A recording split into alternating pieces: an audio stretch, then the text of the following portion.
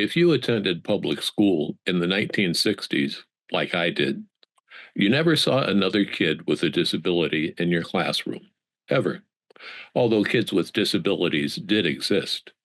Kids with physical disabilities and kids with intellectual disabilities were walled off and kept away from the other students, segregated into different schools and private institutions. Some of them didn't go to school at all. Kids with hidden disabilities like ADHD, dyslexia, and emotional disorders, the kind of disabilities you can't see just by looking, they could be found in the classroom along with the other students. But back in the bad old days, students with hidden disabilities were often regarded as lazy or problem students.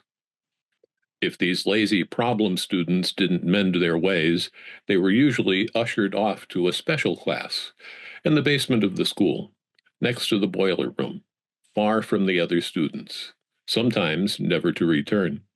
It truly was the bad old days for students with disabilities.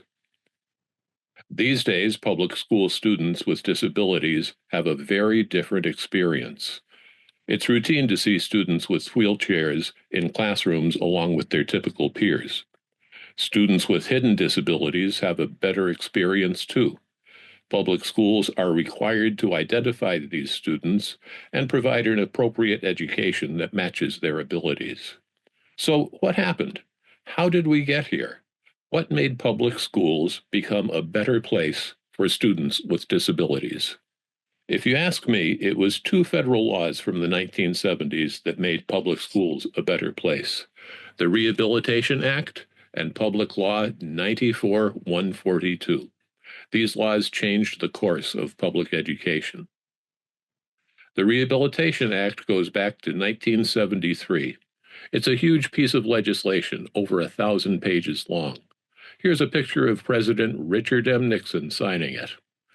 The Rehabilitation Act is civil rights legislation from the 1970s, the golden age of civil rights. Its aim is to outlaw discrimination against people with disabilities, people of all ages, not just children, in education, employment, and housing. Section 504 of the Rehabilitation Act applies to public school students with disabilities and to any school that receives federal funds. It was Section 504 that ended the era when our children were routinely segregated into classrooms away from their typical peers. It was huge. It began a new era, the age of mainstreaming, as it was called at the time. For the first time in American history, students with disabilities had the right to be included in public school classrooms and activities with their typical peers whenever possible. To help make it possible, Section 504 requires public schools to provide accommodations for students with disabilities. Accommodations like modifications to school buildings to make them accessible for students with physical disabilities, or in the classroom, allowing extra time, reducing assignments, modified textbooks, even the use of alternate testing methods like oral testing, no writing. If you have a kid with a 504 plan, all this should sound familiar to you. The accommodations a student receives under Section 504 are written up in a document called a 504 plan. The 504 plan is updated yearly or when necessary. The accommodations in a student's 504 plan are determined by their 504 team. The team is composed of teachers, school staff, and the student's parents. Parents are the most important part of any school team. The 504 team determines if a student is eligible for 504, and it determines what modifications are needed. And if necessary, the 504 team can order evaluations to determine a student's levels of performance. If your kid has an IEP, all this might sound familiar to you. It's because Section 504 was the forerunner of the law that created special education, which came 2 years later. It should be noted that Section 504 is an unfunded mandate. It provides no funding to schools to help them meet their obligations under 504. Unfunded mandates aren't very popular with public school administrators. They prefer the kind of mandates that come with funding. The other federal law from the 1970s is Public Law 94-142, also known as the Education for All Handicapped Children Act, with its hopelessly outdated terminology. The story of PL 94-142 begins in 1975. By that time, it was clear that some students need more than 504 accommodations to succeed. Some students need a modified program with individualized instruction and related services that are aimed at their unique learning ability, which led to the creation of PL 94-142. It was passed by Congress and signed into law by President Gerald Ford in November 1975. PL 94-142 created the system of special education that we have today.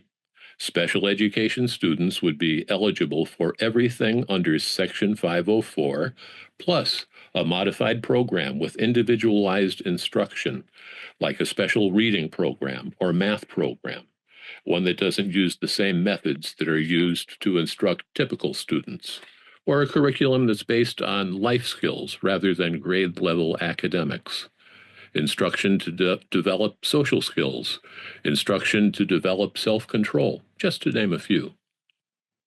Like Section 504, everything a student receives was to be written up in a document, this time called an IEP, the Individualized Education Program.